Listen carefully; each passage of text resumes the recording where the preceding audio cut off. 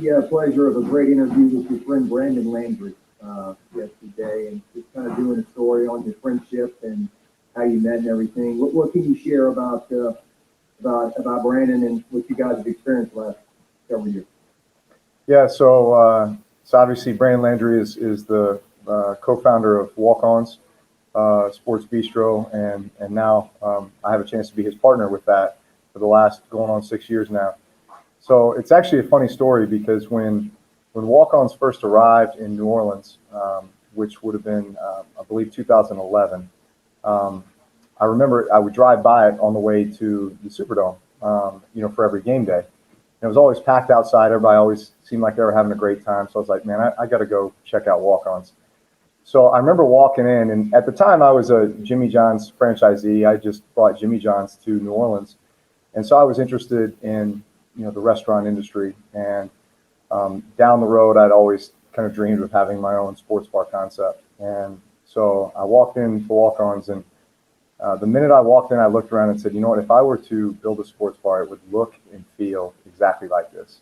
I loved everything about it. I loved the culture. I loved the vibe. Loved the menu, loved the food, loved everything about it. And so it was not too far after that I said, you know what, I'm just going to look Brandon up. I'm just going to cold call him, introduce myself, and ask him if he wants to sit down and just have a conversation about the business and just kind of see where it goes. And so that's actually how we met, was just called him up and said, hey, I love Walk-Ons. Would love to, talk to you about it and see what your long-term vision and goals are. And we sat down and hit it off. And it was at a time when, they were looking to franchise. They were interested in the work that I'd done with Jimmy John's and bringing it here, and kind of my long-term goals and vision with that. And man, we meshed. And it was pretty amazing because I think we Walk-Ons had 3 units at the time, and now we just, I think, opened up our franchise number 46 and 47 nationwide, which is pretty awesome. But I'll tell you what, Brandon has been a great partner, and a guy who, ironically, was in college at LSU as a walk-on basketball player at the exact same time that I was at Purdue.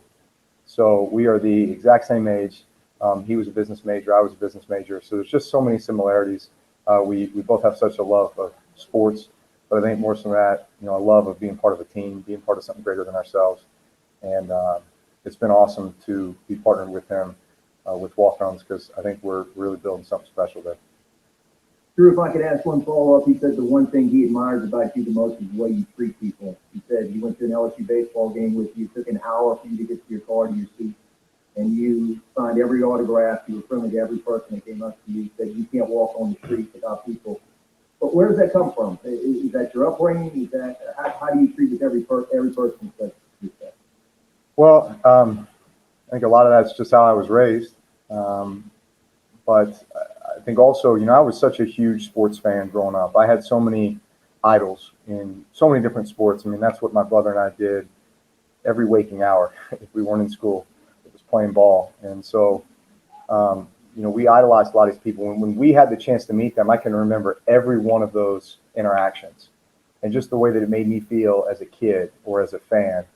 And in many ways, that inspired me in some way to continue on. And so I think I look at that now as, well, now the roles are reversed, and I have that opportunity. Every person I meet, every interaction I have, especially with a kid, may be the turning point or the defining moment for them with what they choose to do in life. And it may not be sports related, but if that's something that they can reference in a positive way that makes a difference for them, that's what it's all about. Yeah, the Saints, as long as you've been here, have done a pretty good job at preparing for every possible contingency. And the latest with COVID is bringing on a couple special teams guys to isolate away from everybody. And with that, you're not the oldest player on the roster anymore. Happy birthday on Friday, by the way. So thinking about being 42 and still playing this game and playing against Tom Brady, who's a veteran, to use a nice word for that. Have you thought about that at all this week? I know you retweeted the History Channel meme that Tom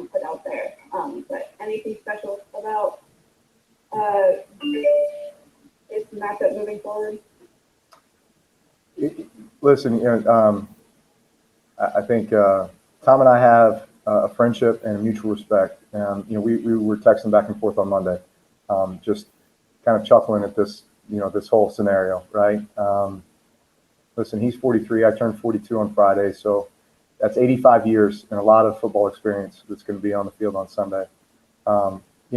Listen, when Tom Brady signed with the Bucs, and I knew that he was coming to our division, I envisioned this game. So what was that? 9 months ago, 8 months ago, I envisioned this game happening because I knew our aspirations as a team to be in the playoffs and beyond, and I certainly knew what he was bringing to the Bucs and that talented roster. And so I think this is probably where we all envision being at this point in the season. Hopefully, ask the man if he can call. Hey, Drew, if I had told you back in 2001 when you were 22 years old, come to the league, that you'd still be playing at 42, what would you have said to me? Oh, listen, there's plenty of things I would have told you, no way. It's crazy. I mean, that wasn't even on my radar.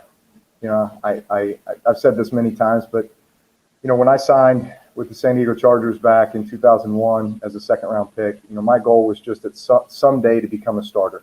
If I could just become a starter in the NFL. And when I first became a starter, it was, well, man, love to take my team to the playoffs. Love to make a Pro Bowl. And then once we accomplish those things, it's let's try to win a championship. And we win a championship, and maybe I could play 10 years. Maybe I could play 15 years. And you just kind of keep setting these goals and these benchmarks along the way, but never in my wildest dreams back then as a 22-year-old coming into my first training camp would I've ever thought that I'd be here right now 20 years later.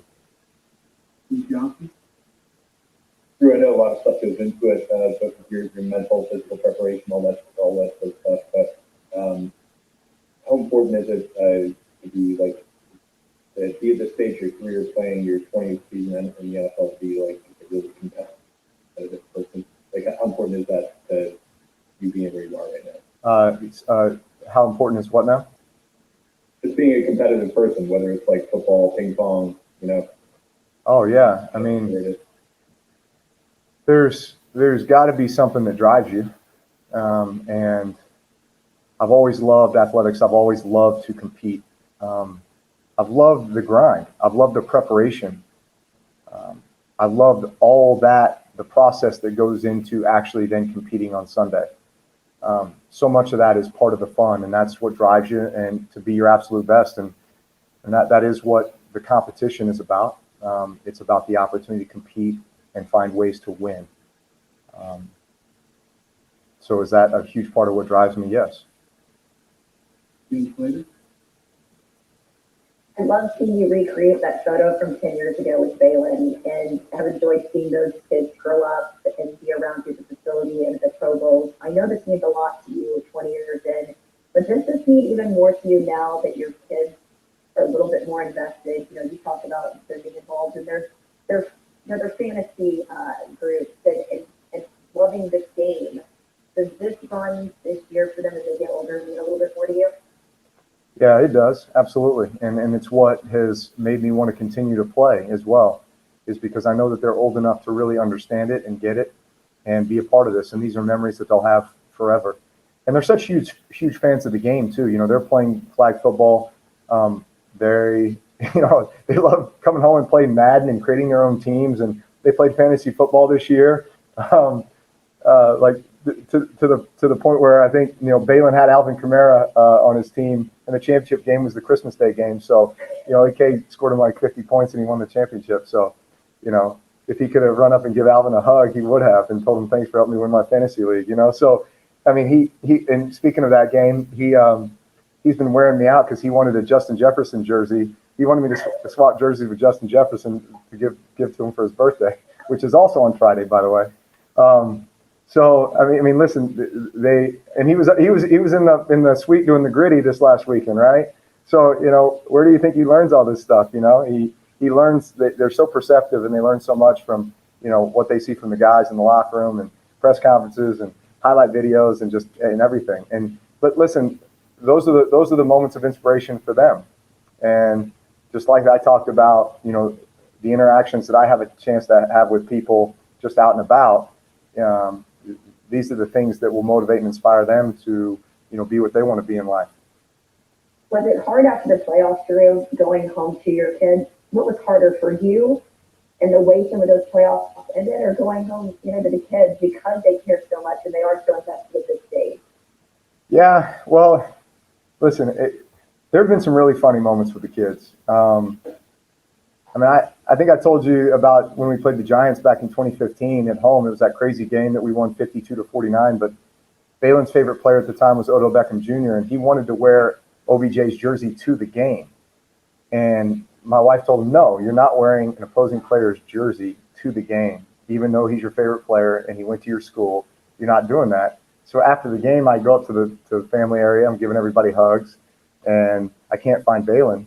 And she says he's over in the corner pouting because the Giants lost. I'm like, yeah, but Dad won, so he better be happy he's sleeping under my roof. But stuff like that, like I remember coming home after the Houston Texans game, I think back in 14 or 15 at their place, and J.J. Watt had sacked me a few times, and I walked in the door and I'm like, man, I'm so glad to be home. I just get to play with my kids and hang out and just relax. And I come in, the kids give me a hug, and they're like, Dad, sorry you lost. Hey, let's play. And I'm like, all right, great. That's all I want to do is play. They're like, all right, you be you, and we're going to be J.J. Watt. So you stand there, and we're just going to sack you. I'm like, oh, okay, this sounds like a fun. We'll just continue. You have a continuation of what just happened in the game for the last 4 hours.